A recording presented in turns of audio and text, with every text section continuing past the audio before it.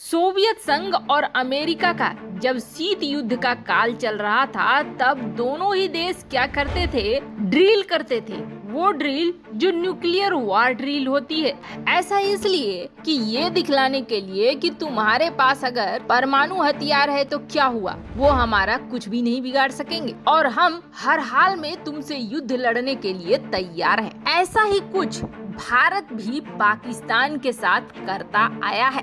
और भारत ने पाकिस्तान के साथ ऐसा क्यों किया है, इसके पीछे भी एक बड़ा कारण है। तो वहीं भारत ने अग्नि 5 और ब्रह्मोस की तैनाती की बात की, जिसके बाद चीन ने भारत से लगते बॉर्डर के पास किया है बायोलॉजिकल न्यूक्लियर वार ड्रिल। पर जहां चीन ने ये सब कुछ किया, तो वहीं भारत डरा नहीं, बल्कि भारत ने अगले ही पल उसी दिन चीन को जवाब भी दे दिया। जानेंगे भारत ने ऐसा क्या किया है और चीन ने ये वॉर ड्रिल क्यों किया है। जियोपॉलिटिक्स में बहुत कुछ मचा हुआ है, जानेंगे इन खबरों को विस्तार से। 2016 से जो पाकिस्तान के छोटे बड़े नेता हैं, वो बार बार ये कहना शुरू करने लगे कि हमारे पास पाव भर वाले न्यूक्लियर बम है, यानी टैक्टिकल युद्ध के लिए जो तुरंत असर करे। लंबी लड़ाई नहीं, बल्कि छोटी छोटी लड़ाई के लिए उनके पास छोटे छोटे परमाणु बम है, जिसका इस्तेमाल वो भारत के खिलाफ कर सकते हैं। ऐसा उन्होंने कई बार कहा। असर ये हुआ कि भारत ने इसकी जबरदस्त तैयारी की और भारत ने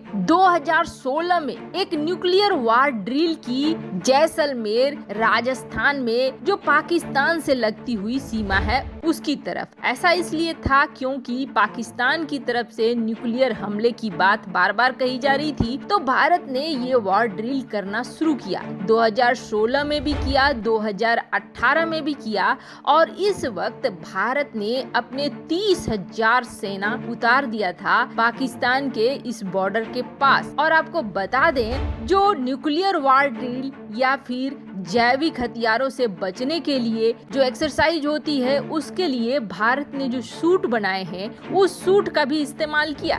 कहा गया आधिकारिक तौर पर मीडिया में कि 30,000 सूट है, जबकि इनकी संख्या बताई जा रही है कि लाखों से ऊपर होगी। पूरी तरीके से ये परीक्षण पाकिस्तान की सीमा पर किया गया और इस एक्सरसाइज का असर भी देखने को मिला। पर अब उसी तरह की एक्सरसाइज चीन कर रहा है भारत से लगती सीमा पर। दरअसल चीन ये एक्सरसाइज कर रहा है तिब्बत के इलाके में, तिब्बत जो कि भारत से सटता हुआ है।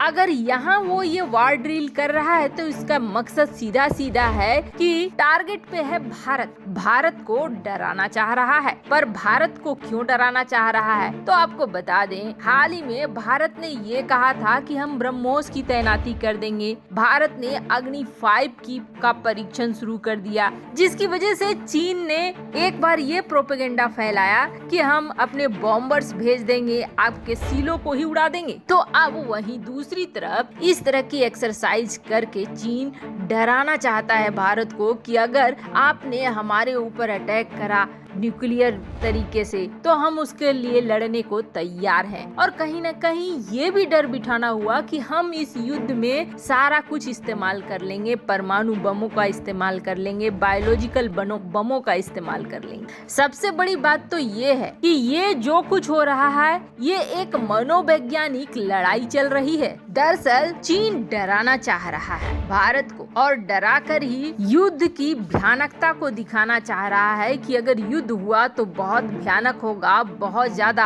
हानि होगी और भारत को ज्यादा हानि उठानी पड़ेगी, क्योंकि हम तो तैयार हैं। जबकि सच्चाई क्या है, जहां चीन एक तरफ ये ड्रिल कर रहा था और उसकी मीडिया चारों तरफ इस ड्रिल का बखान कर रही थी कि हमने ये ड्रिल किया है, हम कोई चोरी छुपे ये नहीं कर रहे हैं अभ्यास, हम खास तौर पर न्यूक्लियर वॉर की तैयारी कर रहे हैं, परमाणु युद्ध की तैयारी कर रहे हैं, वगैरह वगैरह। उसी वक्त भारत क्या कर रहा था? दरअसल पहली बात तो ये जान लीजिए कि इस तरह के अभ्यास भारत भी करता है, इसलिए चीन के इस धौंस से और इस मनोवैज्ञानिक वार से डरने की जरूरत नहीं है। वहीं दूसरी तरफ भारत ने इस ड्रिल की खबर आते ही आक्रामक रुख अख्तियार करना शुरू कर दिया है। पहले से तो था ही, लेकिन गलवान घाटी के बाद जिस तरीके से पूरे तरीके से भयानक रूप में भारत आया था, उसी रूप में भारत आ रहा है। चीन का प्रोपेगेंडा कामयाब होता हुआ नहीं दिख रहा है। जिस तरीके से चीन डरा धमका कर इंडोनेशिया, वियतनाम, मलेशिया को चुप कराने की कोशिश करता रहता है, और कुछ ऐसे देश हैं जिस पर चीन के प्रोपेगेंडा का असर हो भी जाता है, पर भारत उन देशों में से नजर नहीं आ रहा है। भारत ने चीन के प्रोपेगेंडा का तोड़ देना शुरू कर दिया है। पहले तो जब गलवान घाटी की हिंसा हुई थी, उसके तुरंत बाद भारत ने दर्जनों मिसाइलों का परीक्षण कर डाला था, और हर एक मिसाइल के परीक्षण के बाद से ही चीन को अपना सारा पैतरा फेल होता हुआ दिख रहा था। यहाँ तक कि भारत ने उस वक्त ऐसे हथियारों को निकाल कर सामने रख दिया जिसकी तोड़ चीन के पास थी नहीं, और चीनी सेना इस चीज को भली भांति समझ गई। ऊपर से चीन के जो कमांडर थे वो एक के बाद एक धराशायी होने लगे।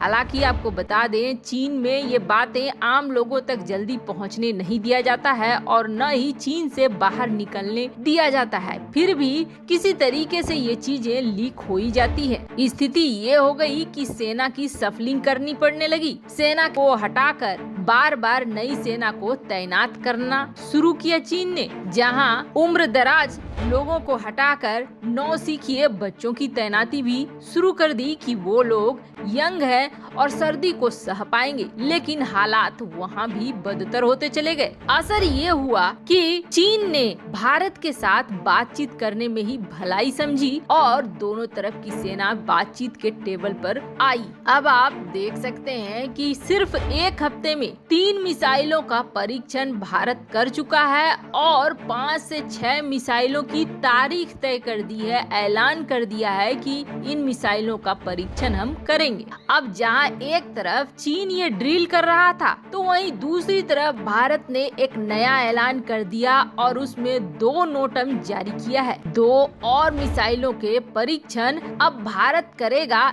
इसका ऐलान भारत ने कर दिया। और बड़ी बात यह है कि इस मिसाइल में से एक मिसाइल है रुद्रम 2, यानी एंटी रेडिएशन मिसाइल इंस्टॉलेशन को तबाह करने के लिए खास तौर पर जिसे बनाया गया है। और सिर्फ इतनी दूर तक भारत नहीं रुका है, बल्कि अब निकाल रहा है मिसाइलों का जखीरा। आने वाले 15 दिन तैयार रहिए, भारत लगातार ऐसे ऐसे परीक्षण करने वाला है जो चीनी कमांडरों के होश उड़ा देंगे। अब चीन के जो डिफेंस के लिए ये ड्रिल है, उसी को तोड़ने का इंतजाम भारत कर रहा है, और चीन चाहकर भी अपने मिसाइलों का परीक्षण सार्वजनिक नहीं कर पा रहा है। इसकी बड़ी कारण ये है कि लगभग सारी तो चोरी की है और कई सारे परीक्षण हैं जो फेल ही हो जाते हैं। दुनिया के सामने जग हसाई हो और चीन की क्या ताकत है वो निकल कर आ जाए, तो फिर चीन बहुत कमजोर पड़ जाएगा। यही वजह है कि चीन अपने मिसाइल परीक्षण को छिपाता है और इन ड्रिल के जरिए भारत को डराने की कोशिश कर रहा है।